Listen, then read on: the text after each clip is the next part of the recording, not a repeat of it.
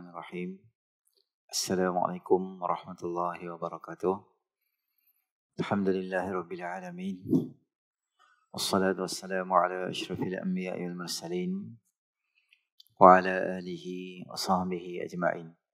Subhanaka la ilma lana illa ma 'allamtana innaka antal alimul hakim. Rabbi shrah li sadri wa yassir li amri wahlul 'uqdatam min lisani yafqahu qawli, amma ba'd. Tuan-tuan malaikat yang kuasa,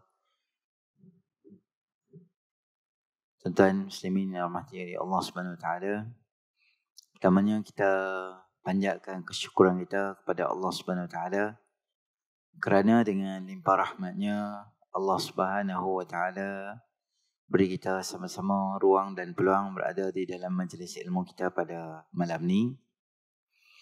Dan malam ni kita akan tengok hadis yang ke-38. Kita pun dah di hujung-hujung kitab dah.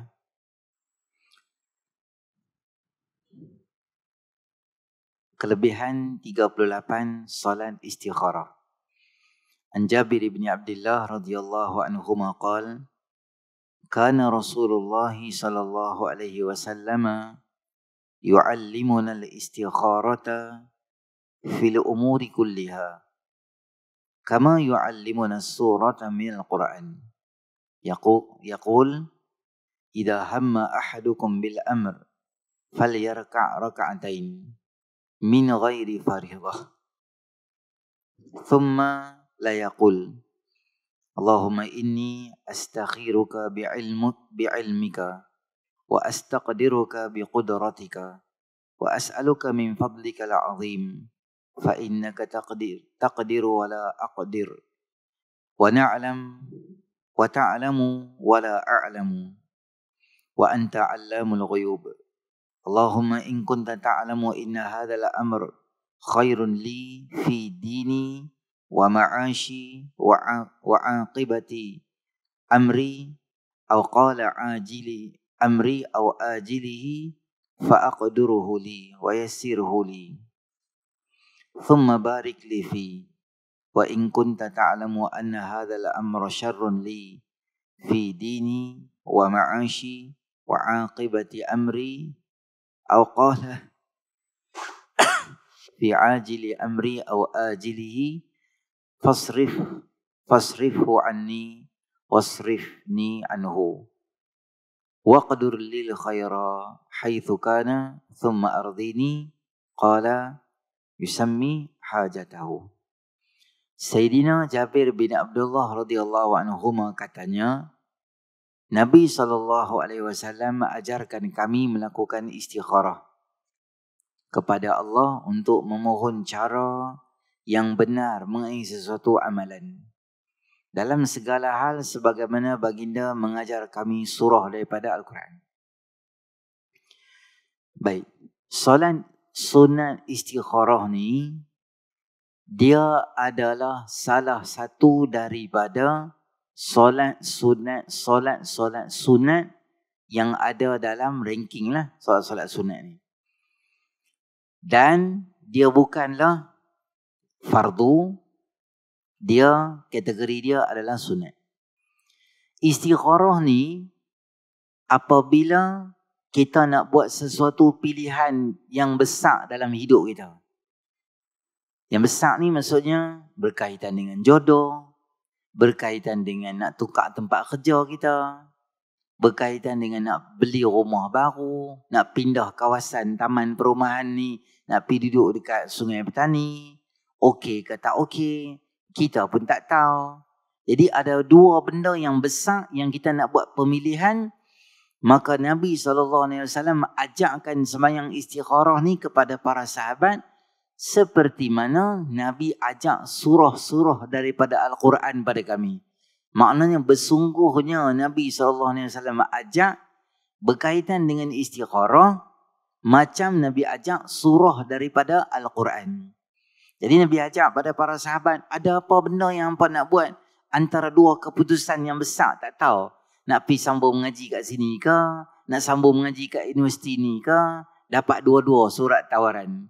nak sambung stam, nak perhabis tingkatan 6 stam ke, dapat pula surat untuk sambung belajar kat UIA dengan USIM, nak sambung kat USIM ke, nak stay dekat tingkatan 6 ambil stam dulu ke, atau apa sahaja benda yang melibatkan satu keputusan yang besar di dalam hidup kita, maka apa kita kena buat? Maka pi ambil air semayang. Lepas kita ambil air semayang, kita semayang 2 rakaat macam biasa, bacaan bebas, kuliah, qul huwallah, apa-apa surah pun boleh, Fatihah wajib lah. Lepas kita bagi salam, maka Nabi SAW ajak pada kita satu doa yang khas. Baca dulu doa ni, di hujung doa tu yusammi hajatahu. Kemudian kita kepilkan dalam doa kita tu apa hajat kita tu, apa kita punya benda yang ada dalam hidup ni, apa benda yang kita nak tahu. Baik, doa dia tadi tu saya baca kat tuan-tuan terjemahan doa dia tu. Doa dia hebat dan menarik yang Nabi ajak pada kita. Ya Allah, aku meminta pilihan kepada kamu dengan pengetahuanmu. Aku mohon keputusan dengan kekuasaanmu. Dan aku memohon kepadamu daripada keutamaan yang besar. Sungguhnya engkau mampu sedangkan aku tidak mampu. Dan engkau mengetahui sedang aku tidak mengetahui. Dan engkau mengetahui urusan-urusan yang gaib. Ya Allah, jika engkau mengetahui perkara urusan ini baik untuk aku, dalam agamaku, kehidupanku, serta di akhir urusanku, atau disebut buat masa kini atau akan datang, maka kau takdirkanlah bagiku, yakni kau mudahkanlah bagiku, kemudian berkatilah bagiku, kemudian berkatilah aku di dalamnya. Lepas kita semayang, kita doa ke Allah. Ya Allah, ada satu benda yang aku nak buat. Kalau benda yang aku nak buat ni, dia baik untuk 3 benda. Satu, untuk agama aku. Yang kedua, adalah kehidupanku. Yang ketiga, adalah urusan aku. Sama ada untuk sekarang ni, atau masa-masa depan. Kalau betul benda ni berfaedah aku dari segi 3 sudut ni, engkau mudahkanlah untuk aku, bagilah senang untuk aku, dan beri keberkatan pada aku. Contoh saya beritahu tuan-tuan lah. Ada satu taman perumahan baru buka lah. Kat mana-mana, kau dalam-dalam sikit, bla-bla, SP Sungai Petani. Kita duduk di sini dah. Jadi isteri kita kata, abang, kawasan ni semua ada 2-3 orang, kawan-kawan dia tempat kerja semua pakat nak beli kat kawasan tu. Jom kita pergi duduk belah situ. Contoh. Jadi kita nak duduk di situ ni banyak benda lah kita nak tengok. Apa dia? Satu, tempat kerja kita. Yang paling besar sekali adalah dekat dengan masjid ke. Kita namanya kuliah ni boleh dapat ke komuniti hak baik macam ni. Boleh dapat ke masjid-masjid yang aktif, yang buat ceramah, program, kuliah kita pun dah selesa macam ni. Nak pindah sana okey ke tak okey, tak tahu. Kadang kita nak pindah tempat baru, kita tak tahu kejiranan tu macam mana. Kena warga negara asing banyak. Kes sosial pun banyak. Balik malam mabuk minum arak. Baling botol kepala kawan. Pukul 12 duduk gaduh depan rumah. Anak-anak nak keluar, kita start motor pukul 11.30 nak pergi beli gardenia, nak buat habuan. Sampai anak-anak pun jadi seriau nak keluar sebab jalan tu gelap. Hang kena naik kereta juga. Minyak tadi lupa nak buh. Rumah ni dengan taman perumahan, dengan keselesaan, banyak benda kena tengok. Jadi kita tak tahu rumah tu macam mana. Ya Allah, aku nampak rumah tu cantik lah, besar lah, taman perumahan lah. Dia kata di sini nak buat masjid lah. Tapi kita tak tahu future tu macam mana. Sama ada kita tu lah, nak jalan nak keluar. Rumah tu cantik. Cuma daripada rumah nak keluar pergi ke jalan depan tu 20 minit. Jauh nak keluar tu. Sini dekat ya. Cuy, dah sampai dah highway dah. Sagi masuk balik dengan semua benda segala mak nikah, semua pasar raya lah apa semua siap dah sini dah. Kemudahan-kemudahan pejabat kerajaan, hospital, sakit demam, lari apa demam senang. Kawan-kawan adik-beradik pun dekat sini. Apa-apa jadi semua boleh main. Mak kita pun dekat. Mak batuk sikit kita lari pergi rumah dah pergi tengok mak kita. Semua benda. Nak pindah duduk sana, okey kata okey. Atau kita tak beli lagi rumah. Ada satu taman perumahan dekat Nibong Tebai baru buka dekat bandar tu apa, dekat IKEA. Mereka dah buka promosi rumah. Kita nak beli situ ke? Nak beli kat Nibong Tebai ke? Nak beli kat Bagan Serai ke? Kawasan ni macam ni kita tak tahu. Jadi kita doa ke Allah supaya Allah boleh bagi kita. Atau kita nak tukar tempat kerja. Tempat kita sekarang ni adalah gaji dia bagi kat kita 2,500 contoh. Tempat kerja baru ni dia offer kat kita 3,400. Tapi tempat kerja baru tu dia jauh sikit. Tempat kerja baru tu dia bebanan kerja dia lebih sikit. Mungkin kita akan balik lambat. Sabtu kadang-kadang kita kena kerja juga. Kita walaupun 2,500 tapi hati senang. Balik awal seronok, bos pun tak kacau, kita pun buat kerja pun jadi seronok. Ada hari-hari bos mood baik dia bagi kat kita bonus. Ada gaji sikit, ada gaji banyak, ada pro dengan con. Jadi kita ni nak ke mana? Nampak anak 3 orang. Tapi dalam perut nak terbit seorang lagi. 2,500 boleh ke tak boleh? Nak survive. Itu serah pada Allah. Ya Allah, aku ni nak tukar tempat kerja. Saya cakap dengan tuan-tuan, dengan Allah ni tuan-tuan cakap apa yang kita terbuku dia senang. Kalau malam cakap macam kawan kita. Bukan cakap dengan kawan tu maksudnya luahan apa yang ada senang. Ya Allah, aku dah tempat kerja macam ni. Bagilah pilihan yang baik pada aku. Kalau aku pergi sana, seronok juga. Kalau aku pergi sini, ada masalah apalah. Aku tak tahulah ya Allah. Kau mudahkan urusan aku ya Allah.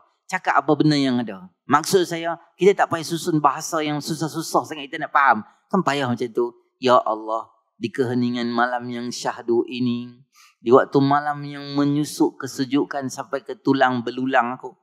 Malaikat orang pening, anak-anak minta doa apa ni? Direct tu. Senang cerita bunyi unggas, berbunyi cicak lah apalah. Segala cengkerik semua masuk dalam doa. Doa tak ada lagi. Rindang sangat. Tak payah bahasa puitis. Bukan mak menekan Samad Said. Nampaklah dia sastrawan negara. Hang saja jadi buat teruk gitu pula. Sebab kita nak susun bahasa tu kadang-kadang kita rasa macam payah sikit. Dia senang bahasa yang mudah kita cakap dengan Allah. Apa yang jadi dekat kita cakap, dia mudah. Sebab Allah ni, dia wa nahnu aqrabu ilaikum min hablil warid. Allah lebih dekat daripada urat tengkuk kita. Maksudnya apa saja luahan perasaan kita dengan Allah tu, Allah boleh dengar. Macam yang ketiga, saya bagi contoh, adalah berkaitan dengan jodoh. Tak menikah lagi, tapi ada 2 orang perempuan main kat kita. Atau 2 orang lelaki. Kita nampak macam calon A pun nampak macam bagus. Jadi geng main masjid. Tengok muka bagus juga. Bila pun tengok ya Hanana ya. Rida duduk di sini. Celak sampai sini. Miswak 2 dalam poket. Telinga lagi 2. Tasbih. Pegang hak 500 ni balik di tangan. Nampak macam bertakwa sangat. Ada seorang lagi ya? Ada seorang lagi. Biasa gitu lah. Main kuliah gitu. Bila-bila rajin pergi kuliah. Mayang semua tak tinggal lah. Tapi jenis macam ni. 2. Kita tak tahu lah tuan-tuan. Kadang-kadang hari ni nampak bagus. Kedepan-kedepan kita tak tahu watak orang macam mana. Hari ni dia bagus. Esok jadi macam mana kita tak tahu. Sama juga kita nak menikah. Ada 2 perempuan. Calon A, calon B. Ni nampak macam solehah sikit. Tapi tak apa segak. Yang ni tak apa nak. Yang ni segak. Tapi tak apa nak solehah sangat. Tudung jenis hak lempak kat belakang tengkok aku tu je. Hak mana satu aku nak pilih ni. Hak warak ke, tak warak ke, macam mana ke. Dia ni anak ke berapa dalam keluarga. Dia ni mak pak dia macam mana. Dia ni abang dia macam mana. Kena dapat abang hak jenis pergi belasah geng Tafiz tu. Leceh tuan-tuan. Hak jenis geng sabu bola poket 24 jam lah. Hak tu sabu ke, nak tengok latar belakang keluarga. Tapi 2-2 nampak bagus. Family dia bagus. Bapak dia pun jenis kaki masjid. Abang dia pun bagus. Adik-beradik dia pun bagus. Kerja elok. Keluarga terhormat. 2-2 kita tak tahu nak pilih siapa ni ya Allah. Bila nak istikharah, kena buang keputusan dalam hati. Maksudnya kita jangan dah. Aku nak pilih dia ni ya. Kalau kita dah buat keputusan, bukan istikharah nama dia. Itu hajat. Kalau kita tak mau buat keputusan lagi, serah urusan pada Allah, kita doa ke Allah. Berapa banyak kali nak buat Ustaz istikharah? Berapa banyak kali pun boleh buat. Harian boleh, pagi boleh, malam boleh, bila-bila boleh buat. sembahyang istikharah ni. Bagusnya malam. Sebab waktu tu waktu yang sunyi. Kita boleh munajat dengan Allah Subhanahu Wa Taala. Kita boleh doa ke Allah Subhanahu Wa Taala. Okey. Sekarang kita nak tahu macam mana? Macam mana kita nak tahu keputusan tu macam mana?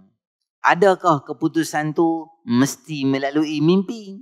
Kita tidur, kita mimpi tempat kerja baru kita tu jatuh kaca atas kepala kita. Oh, tu tanda kata jangan pergi tempat kerja baru. Mesti mimpi ke? Tak. Lepas tu macam mana kita nak tahu? Keputusan yang Allah Subhanahu Wa Taala akan beri pada kita adalah keputusan sama macam hak kita doa. Apa dia kita doa? Ya Allah, mudahkanlah urusan aku untuk menuju ke arah satu. Contoh sebagai kita tuan-tuan. Kita ada calon A dengan calon B. Kita semai istikharah. Kadang-kadang ada orang mai kat kita. Ada orang mai, dia kata kat kita, semalam aku ada nampak budak lelaki tu mai hantar kat hang nasi lemak lah. Pagi dia mai hantar macam-macam tu. Tu siapa tu? Oh, yang tu. Yang tu kalau tak ada arah lapar tu, insyaAllah lah. Memang nak menikah dengan anak aku dah tu. Tahun depan, Januari. Dia saja tu, dia main hantar tu makanan ke apa, dia lalu tanya tu. Kita kata kat dia, betul ke hang tu nak buat menantu tu? Awak? Dia kata, aku rasa biar cek elok-elok. Hari tu masa kereta aku aksiden kat Ipoh tu, aku rasa aku pernah nampak dia daripada gari dia pakai baju OKT, orang kena tuduh. Hak pakai baju color purple tu, dia tulis lock up dalam lori tu, dia baru turun. Aku tengok muka sama macam dia tu. Kita kata, hang baik elok-elok sikit. Dia ni aku tengok elok-elok, kami dah cek dah. Dah lah, aku perasan muka tu macam. Hang cek balik tengok. Kita pun buat lah investigation. Pergi balik, cek balik. Rupanya betul. Memang dia duduk di Ipoh dulu. Dia pernah naik sebab dia bawa 12 kilo syabu. Belakang kereta. Lagi 4 saat nak kena gantung lah. Dia pun terlepas dah. Dengar-dengar kata, ujung-ujung minggu duk bawa agak sikit-sikit tu. Supplier juga sikit-sikit duk hantar pergi kat orang. Allah mujur kita tahu Sebab apa? Berkat istikharah anak kita. Berkat istikharah kita. Kadang dia main dalam bentuk macam tu. Kita nampak dia.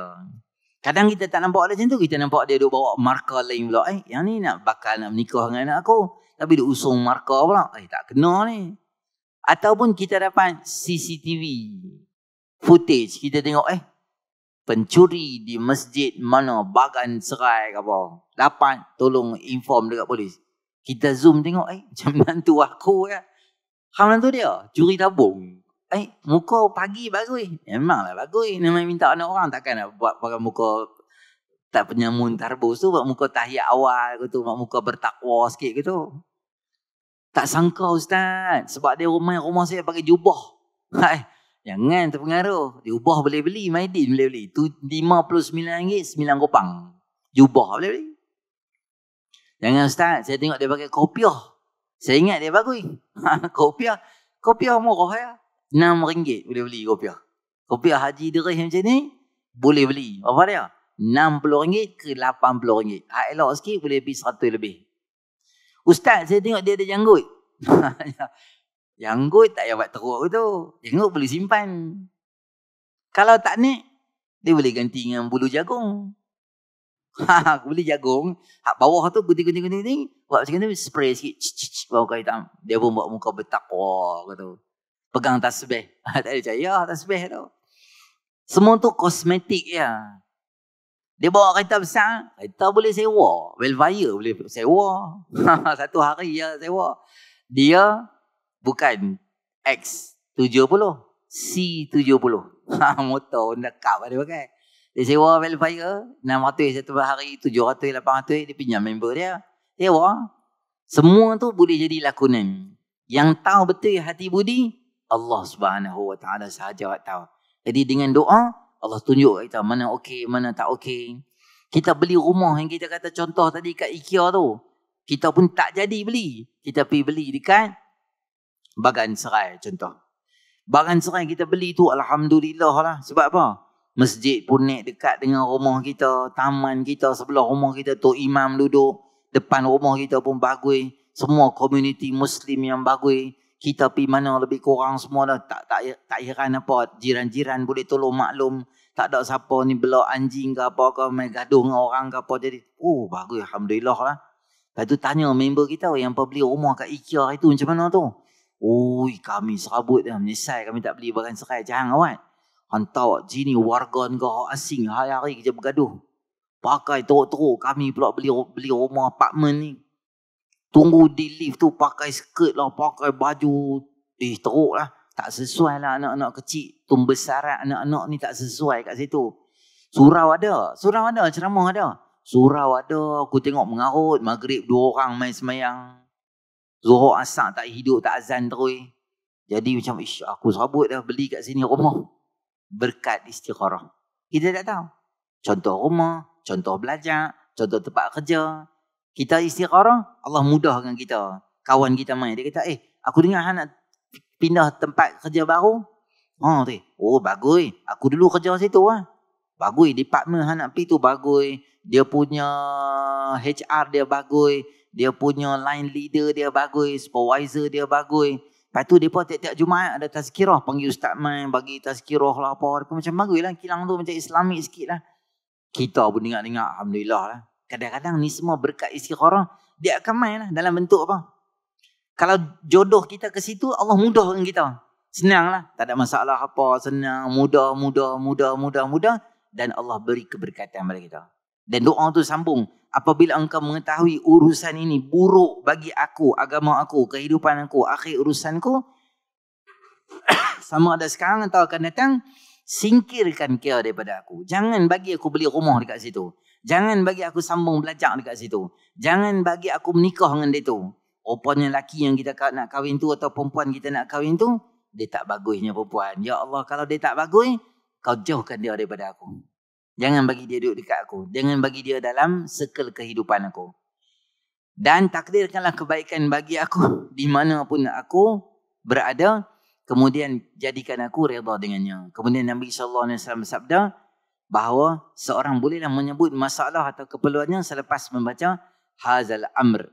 Lepas daripada perkataan hazal amr, maka dia habaq. Apa benda yang nak doa tu? Doa ke Allah Ta'ala. Jadi istikharah ni satu amalan atau hadiah lah Allah bagi kat kita supaya kita lebih dekat dan ada cara yang terbaik untuk kita pohon kepada Allah Subhanahu wa Ta'ala. Dan tuan-tuan kena ingat istikharah ni dia benda besar. Benda kecil dia tak boleh istikharah. Satu. Yang kedua tak boleh istikharah untuk benda yang wajib. Nak semayang istikharah buat apa ni? Itulah aku dah ingat esok first day Ramadan kan. Aku nak istikharah lah. Nak puasa ke tak puasa? Hatu nama dia bingung. Benda wajib tak boleh istikharah. Sebab apa semayang istikharah? Tak, aku nak istikharah, doa ke Allah, nak tanya tengok. Aku nak duduk kuliah ke tak malam ni? Aku nak duduk kuliah ke? Aku tak mau duduk kuliah. Itu tak istikharah. Menuntut ilmu ni hukum dia wajib. Duduklah. Benda nak istikharah ni benda-benda sunat dan benda besar. Benda wajib tak boleh. Awak istikharah ni, itulah nak tanya ke Allah Ta'ala ni, aku nak minta lah panduan. Nak tinggal arak ke, nak terus minum arak ni. Benda haram tak boleh buat istikharah. Yang ketiga tak boleh istikharah, benda kecil. Sebab apa hang singgah masjid pagi-pagi semai istikharah? Itulah aku dah ingat pagi ni nak beli roti canai ke nak beli nasi lemak. Itu tak istikharah. Awak beli istikharah ni. Istikharah sekali lepas isyak aku nak pergi Speed Mart. Aku nak beli aiskrim Cornetto ke? Aku nak beli aiskrim jenama binatang apa ke aku nak beli? Nak beli aiskrim tak payah istikharah. Nak beli cikelat Hudson ke cikelat Hack? Tak payah istikharah. Kecil-kecil tak payah. Benda besar. Dalam kewangan aku macam ni, patut aku beli kereta sekarang ni. Macam boleh. Tapi border juga. Nak tukar kereta ke tak payah tukar kereta ke? Nak beli baru ke tak payah beli baru ke? Atau maintain dengan kereta baru ke? Ada ke? Besar ni benda nak buat. Ada duit boleh buat. Tapi nampak macam ragu-ragu. Macam tu, ada apa-apa benda yang besar dalam hidup, bolehlah buat istikharah. Ada benda-benda kecil, nak beli baju color hijau ke, beli baju color oren. Itu tak payah istikharah. Benda kecil. Macam tu. Baik.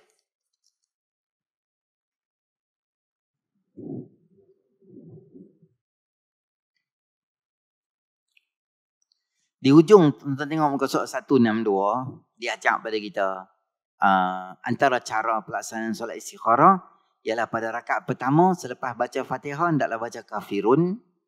Rakaat kedua hendaklah baca surah Al-Ikhlas. Surah ni dia tak tetap lah, tuan-tuan nak baca surah apa pun boleh. Ini cadangan. Surah yang wajib Fatihah sahaja. Selain pada tu boleh baca surah apa pun tak apa. Hendaklah baca doa yang terdapat dalam hadis di atas, mulai dengan bismillah, selawat pada Nabi. Semasa sujud terakhir baca subhanaka la ilma lana illa ma 'allamtana innaka antal alimul hakim. Ianya dibaca sebanyak 40 kali. Ini apa nama dia ni? Ini cadangan pada pengarang. Ini bukan ketetapan syarak. Mesti 40. Mesti 37. Tak. Nabi ajak doa. Cuma ayat-ayat Quran ni sebagai penambah lagi, bagi kemas lagi sembahyang kita, itu pilihan daripada kita. Kalau kita buat, bagus dan boleh. Kalau kita tak mau buat, tak apa, tak jadi masalah. Yang penting ada sembahyang, ada doa. Sebagai tambahan, boleh amalkan beberapa amalan-amalan yang diajak oleh para alim ulama, itu tidak menjadi satu kesalahan. Kita akan baca 2 hadis pada malam ni insya-Allah, dan kita tinggal 1 hadis untuk kita khatamkan kitab ni pada bulan hadapan. Ada satu lagi tak? 39 40. Pada 40 habis dah penutup. Apa lama? 2016 saya mula mengajar kat tuan-tuan. Betul ada tulis tak? Betul dia, saya tulis. 19 bulan 3 2016 saya mula mengajar di Bertam sini. 2016 17, 18, 19, 20, 21, 22. 7 tahun ngaji kitab. Alim sungguh lah ni. Tak apa. Kita terus hadis kedua.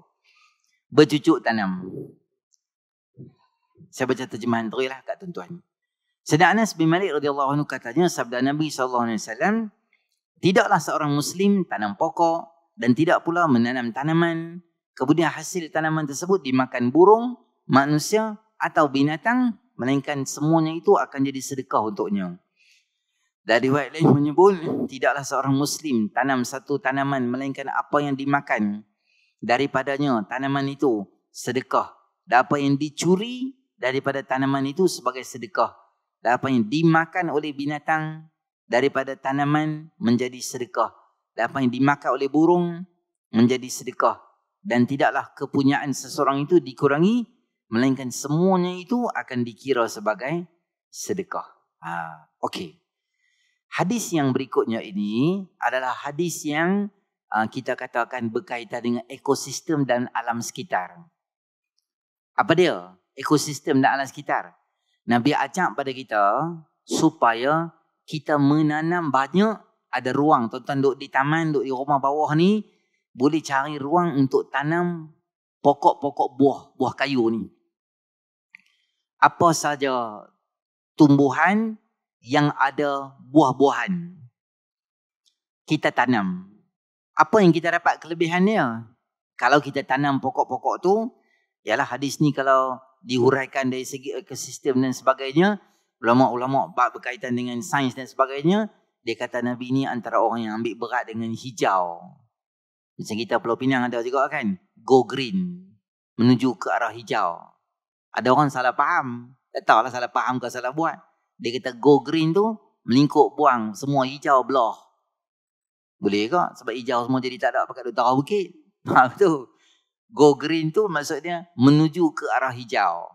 Lebih banyak kita tanam pokok, lebih baik dan lebih bagus. Sama ada untuk oksigen ke, sama ada untuk yang paling besar sekali adalah bila buah tu dia naik, buah tu burung akan makan, atau tupai makan, atau jatuh. Dia kurang. Buah tu ada 20 biji, jatuh sebiji. Atau ada orang curi buah tu. Apa sahaja benda yang berlaku kat pokok tu, hasil buah-buahan tu berkurangan, jatuh, rosak, curi, atau berlaku kekurangan tu maksudnya orang ambil jatuh ke rosak, terutama dimakan oleh burung dan sebagainya, maka orang yang tanam tu dia dapat pahala sedekah. Jadi, tuan-tuan janganlah marah burung kalau dia main makan. Dia sebenarnya nak bagi pahala dekat kita. Kita tanam niat, bila kita tanam pokok, apa yang kita nak buat? Kita nak kalau boleh, biarlah hasil ni kita dapat. Yang hasil ni boleh kongsi, binatang boleh makan. Semua tu Allah bagi pahala free dekat kita. Dalam hadis lain menyebut, setiap pokok yang ditanam oleh orang, pokok tu dia akan berzikir dekat Allah. Orang yang jaga, siram dia, tanam dia, orang tu yang akan dapat pahala. Pokok tu zikrullah, dia dapat pahala sikit. Maknanya, saya mohonlah pada tuan-tuan semua yang ada dekat sini ni, carilah ruang. Hijaukanlah bumi. Selain daripada tuan-tuan ada ruang sikit kat depan rumah kita boleh tanam, tanamlah apa-apa pokok. Walaupun kita mungkin tak dapat faedah daripada pokok tu. Saya pun dah berumur dah Ustaz. Saya tak dana nak hasil buah. Tak apa, bukan untuk kita. Kita tanam je. Mungkin tak kita, anak cucu kita, zuriat keturunan kita, dia akan dapatkan manfaat tu. Kita tak boleh tanam di sini Ustaz sebab ruangan kami sempit dan kecil di sini dah. Okey, mungkin ada tanah ke dekat rumah belah kampung ke, kat rumah mak kita ke, mak ayah kita ke, beli benih. Tuan-tuan pergi dekat ni apa pejabat-pejabat pertanian, farmer apa semua kadang dia jual benih-benih pokok, rambutan lah, yang tu yang ni hak senang-senang jenis-jenis senang-senang tumbuh ni, hak jenis jaga sikit biasa-biasa gitu je. Dia mai pokok manggis ke, rambutan ke, hak jenis paling tak ada kita boleh makan. Paling tak ada pun binatang boleh makan. Buah pelam ke, harum manis ke. Dia kata harum manis tak naik kot ni. Tak apalah harum pahit ke apa orang pun tanam. Jadi dia pelam, dia ada faedah dan manfaatnya akan dapat. Oleh pertama pada alam sekitar lah. Hadis ni Nabi abang pada kita juga menunjukkan bahawa akhir-akhir zaman ni ramai sebenarnya macam Nabi nak galakkan kita untuk bidang pertanian dan tanam-tanaman ni. Kalau tuan-tuan tengok sekarang ni kemajuan dari segi pertanian ni macam-macam lah. Kalau Thailand cara dia dengan buah dia boleh naik dengan elok, dengan cepat. Di negara kita pun macam-macam lah. Orang guna sains, sekarang ni tak ada pergi siram pokok semua. Drone ni ada siram ayak ni. Dia setting dengan drone apa semua siap dah. Tak payah pergi sampai ujung. Drone tu lah duk jalan, siram pokok, siram ayak, habis dia tambah balik jalan-jalan. Macam-macam orang buat lah ni kemajuan. Mudahkan pokok jenis senang naik, mudah tumbuh. Dan orang yang berjasa kat tanah ni saya tengok jarang. Tanah ni menghampakan dia jarang. Dan negara kita ni pula tuan-tuan Allah takdir dengan keadaan sangat subur. Hang rajin ya, hang boleh lah. Saya tengok bukan kata orang kita satu dan malah kadang-kadang warga negara asing ni dia ambil peluang. Ada ruang sikit dia buat tanaman. Dekat belah kat Bayan Baru, sebelah balai polis tu ada satu tanah tau kosong tu. Tanah tepi jalan biasa ya. Saya tengok ada satu apek tu. Dia tanam sayur sawi, sayur bayam dengan jagung tepi jalan tu. Elok kan? Oi, rajin dia apek tu petang-petang di tepi tu. Tanah sikit je. Tak tahulah tanah siapa. Saya nak abang kata rajinnya dia tu. Hang rajin ni, tanah ni satu-satu yang dia bukan macam manusia. Manusia ni kita buat baik kat dia, ada hari dia kepok kepala kita ada kak. Kita tolong dia terajang kita. Ada manusia ni ramai panggil tu. Tapi setakat sejarah ni tuan-tuan, tanah ni tak ada buat naya kat orang ni. Tuan-tuan buat baik kat dia. Kadang-kadang ni tak ada buat baik pun. Benih-benih tu lempak begitu ya. Tak ambil tahu pun tak tahu dia naik sendiri dah. Hang kena jaga sikit-sikit kita di situ ya. Kita ingat di hati. Jadi saya mohonlah kalau boleh semua kita hak ada ni kita ambil peluang untuk cari ruang untuk tanam apa-apa pokok selain daripada untuk oksigen, hijaukan bumi, sejukkan bumi dan sebagainya. Yang paling besar sekali Nabi ajar pada kita supaya kita dapat pahala bersedekah tu lah. Mungkin dari segi duit kita tak dapat. Adalah duk derma juga. Tapi macam ni pahala-pahala sedekah hak jenis tepi-tepi macam ni. Tasbih tu tuan-tuan ucapkan subhanallah dapat pahala sedekah. Kata Alhamdulillah dapat pahala sedekah. Kata La ilaha illallah dapat pahala sedekah. Al-amru bil ma'ruf wan nahyu anil munkar tu dapat pahala sedekah. Loading barang dekat van, orang nak pergi berjalan, dapat pahala sedekah. Adik-beradik kita nak pindah, jiran kita nak pindah, kita tolong angkat barang, letak dalam lori dia, angkat semua-semua tolong, itu pahala sedekah. Dia dah sampai rumah baru, pindah jiran kita pergi tolong angkat barang, buat turun balik, itu kita dapat pahala sedekah. Dan malam ni kita dapat lagi ruang yang besar lagi berkaitan sedekah apabila kita tanam pokok, apabila burung-burung makan, kita dapat pahala sedekah yang sangat banyak. Lebih banyak buah-buahan, lebih subur pokok yang kita tanam, lebih banyak buah-buahan, lebih banyak kita dapat hasil, boleh bagi kat orang. Di samping tu saya tengok kadang-kadang kalau di balik pulau, saya ada kuliah di balik pulau. Balik pulau ni banyak lah tokai-tokai durian ni. Buah yang pertama, kalau tahun ni, buah yang mula-mula yang dapat daripada pokok dia tu, hasil dia ambil, dia bawa main kat masjid. Bagus dia apa? Geng yang balik pulau ni. Buah elok-elok ni. Musang King Kong apa semua. Jenis D15, D apa macam nama gangster buah dah. Kumpulan 16 apa. Oi, buah elok-elok ni. Main satu lori. Ada sekali saya khutbah Jumaat. Saya ingat ni Pulau Betung ke mana apa. Pengurusi umum. InsyaAllah tuan-tuan, siapa jangan balik. Hari ni lepas main Jumaat, sekali kita akan ada lori. Lori kecil tu, hak bawa barang tu. Dia main macam pasiak tu. Ada 200-300 biji. Lepas tu ambil pasal apa? Ambil banyak mana nak makan muntah ke apa makan. Dia rai. Oh, bagus saya tengok pangai aku tu. Kita pun gitu kan. Tengok ada pokok ke apa ke, hasil banyak sikit apa semua. Mai dapat ni, mai letak kat masjid. Siapa nak ambil. Tu barakah. Ataupun banyak saya tengok kalau belah-belah pondok ni, dia pun suka pergi bagi kat tok-tok guru pondok ni. Hasil saya buah-buahan yang pertama. Tapi elok lah. Kalau belah perlis tu, kalau contoh lah, kita ada apa, harum manis ke apa, dapat buah-buah elok-elok ni daripada pokok dia tanam sendiri ni. Dia suka pergi bagi hadiah kat tok-tok guru. Minta tok-tok guru ni doa keberkatan pada pokok dia. Tuan-tuan ingat tak? Salman Al-Farisi, bila dia masuk Islam, selepas dia cek 3 benda, pendeta Yahudi, rahib, Kristian tu kata kat dia, hang pi Madinah, hang jumpa satu orang nama dia Muhammad sallallahu alaihi wasallam, ada 3 benda hang tolong cek kat dia. Kalau betul, itu orang dia. Apa dia? Yang pertama, belakang badan dia ni, betul-betul di antara dua ni, belakang dekat hati ni, ada satu benjolan belakang, khatamun nubuwah. Dia macam, ni kulit kita, dia duduk dalam kulit. Dia bukan macam tek lalat. Dia dalam macam lemak tu. Dia boleh gerak. Boleh gerak-gerak gitu. Lemak tu dia kembung dan ada bulu-bulu kat atas tu. Belakang ni dia ada.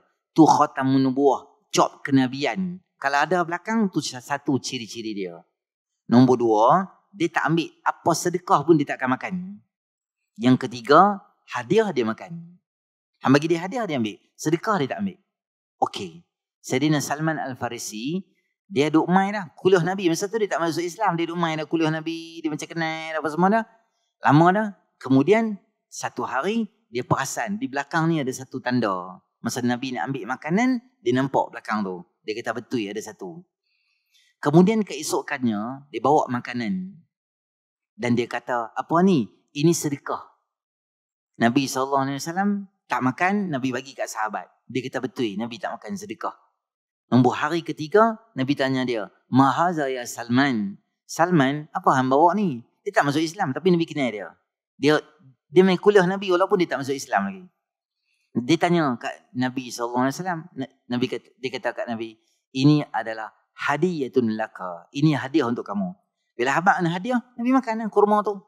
3 ciri. Kemudian dia kata, Rasulullah, saya nak masuk Islam. Nabi kata, okey, boleh masuk Islam. Mucak semua dah, balik. Jumpa tuan dia. Tuan Kristian dia. Nasrani. Dia kata, boleh aku lepaskan hang. Hang tak jadi hamba aku. Tapi syarat, hang kena abang kat Nabi SAW, abang kat Muhammad, suruh main tanam 100 pokok dekat aku. 100 pokok hang tanam, baru aku lepaskan hang. Hang jadi merdeka.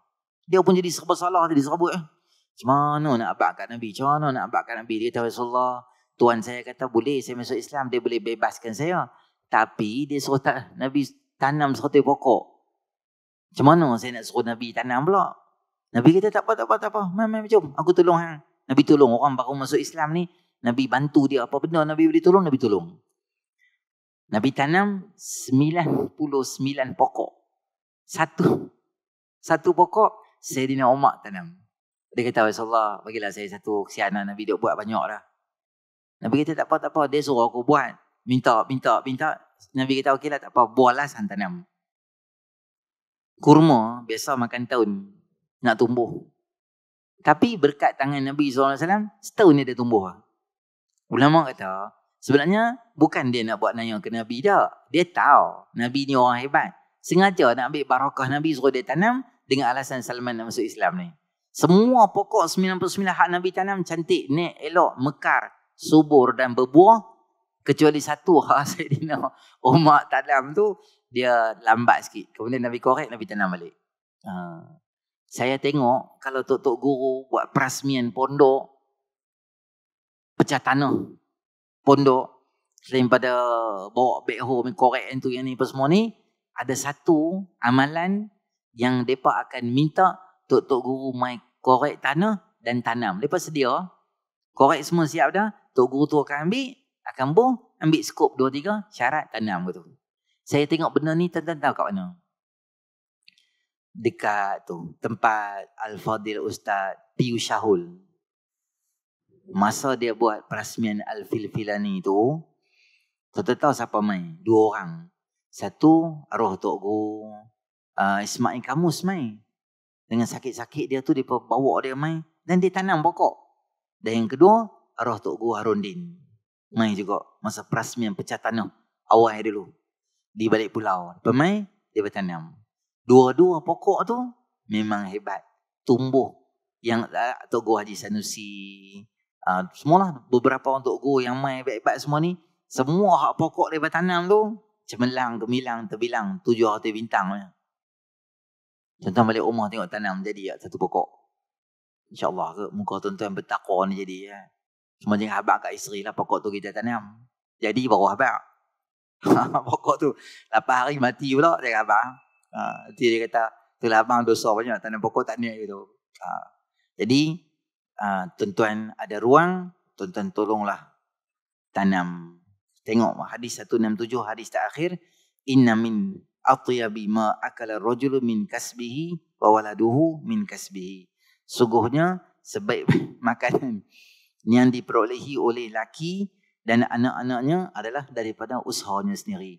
Macam Nabi tahu-tahu lah akhir zaman ni semua duk tebang pokok, tebang bala, bagi clear hutan, curi pokok, bagi rosak hutan dan sebagainya. Macam Nabi tahu dah. Nabi habaq kita suruh tanam sebab cover balik semua yang dibuat oleh geng-geng orang yang tak amanah, orang yang rosakkan tanaman apa semua ni.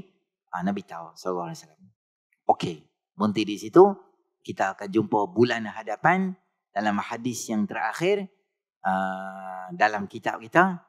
Nanti saya akan umumkan tuan-tuan apa pula kitab yang akan guna untuk kuliah akan datang pula nanti insya-Allah. Baik.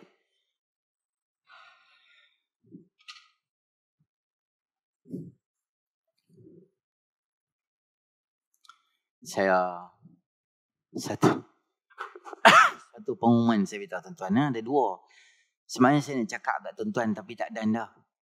Berkaitan beberapa isu-isu LGBT. Banyaklah tuan-tuan, sebulan 2 ni banyak saya dapat makluman sama ada anak dia atau isteri dia atau suami dia. Okey, elok, hidup elok ya. Tiba-tiba suami dia minat ke lelaki. Dan beberapa dalam telefon, bukti-bukti yang jelas menunjukkan bukan sekadar minat ya. minat terlajak sampai teruk-teruk lagi lah. Dan isu tu bukan saja berlaku pada suami, berlaku juga pada isteri, sampai berpisah-pisah. Dia, saya pun tak tahu. Saya sedang rangka satu khutbah Jumaat, isu berkaitan dengan ni lah. Tapi bukan nak bagi kat Jaib. Saya sendiri baca saya punya. Tengoklah teks tu dulu, saya bagilah kat Jaib. Dia pun boleh baca kak. Memang banyak lah tuan-tuan ni isu-isu ni. Baru ni saya jumpa satu, macam ni lah, duk main kuliah dengan tuan-tuan ni. Polis. Dia kata kat saya, Ustaz, saja kongsi dengan Ustaz. Dia kata, baru ni ada satu, ni di pulau lah. Ada satu kes. Flat tu, ke flat lah, apartment lah. Macam orang-orang yang berjenis jugalah. Ada 2-3 kes. Kasut hilang, yang tu, yang ni. Lepas tu report lah kami. Kami pergi lah cek. Semua-semua rumah-rumah cek. Lepas tu rumah-rumah bujang apa pun kami pergi masuk lah. Cek-cek sajalah. Buat investigation gitu. Masuk satu rumah tu. Lepas tu nampak lah rumah tu macam biasa tu. Lepas tu tanya. Geng-geng bujang sama-sama mereka ni. Sendiri buat, sendiri rakam. Sama-sama. Lepas tu alatan-alatan yang diguna, material tak apa-apa lah macam-macam. Semua tu ada atas meja. Maksudnya balik kerja tak tahu apa. Yang tu lah amalan sama-sama. La ilaha illallah Muhammadur Rasulullah. Jadi macam satu benda syok pula. Laki duduk dengan laki ni. Macam kerja jadi pula. Takut pula nak pergi mana-mana ke apa ke. Dengan laki. Dia jadi naluri songsang gitu lah. Saya selalu ajak abang tuan-tuan. Baca doa yang dibaca oleh Nabi Lut AS. Rabbi najjini wa ahli mimma ya'malun. Rabbi najjini wa ahli mimma ya'malun. Moga Allah pelihara, ya Allah, selamatkan aku dan keluarga aku daripada apa yang mereka ini sedang lakukan. Jadi kita doa pada Allah supaya Allah pelihara kita. Dan nombor 2, saya bagi tahu kat tuan-tuan ruang di sekolah saya, dewan sekolah tu kita sedang upgrade untuk tukar pay sistem. COVID lama saya tengok jadi semua dah jadi Jahannam Khalidin dan merepek dah semua dah. Dewan tu ialah program-program keagamaan semua dalam tu, maulid ke apa ke, yasin, mak surat lah, kafir dan sebagainya, semua kita buat dalam tu. Saya dah pun tukar semua dah. Saya dah berjaya dalam 10K lah. Setakat lah saya dah ada kat tangan dalam 5. Kalau tuan-tuan berhajat nak buat sumbangan ke dan sebagainya untuk dapat pahala untuk benda kekal lah di situ, tentu boleh bagi pada saya, insyaAllah. Baki sikit lagi ya, ruang. Mungkin ada sahabat-sahabat sumbangan, boleh. Okey, itu saja. Ambil pada Allah, yang kurang sempurna tak kelemahan saya sendiri. A'udzubillahi minasyaitanir rajim. Bismillahirrahmanirrahim. Alhamdulillahirabbil alamin. Wassalatu wassalamu ala asyrafil anbiya'i wal mursalin wa ala alihi ajma'in. Allahumma anfa'na bima 'allamtana wa 'allimna ma yanfa'una zidna ilma. Rabbana atina fid dunya hasanah wa fil akhirati hasanah wa qina adzabannar. Sallallahu ala sayyidina Muhammadin nabiyil ummi wa ala alihi ajma'in. Alhamdulillahirabbil alamin. Assalamualaikum warahmatullahi wabarakatuh.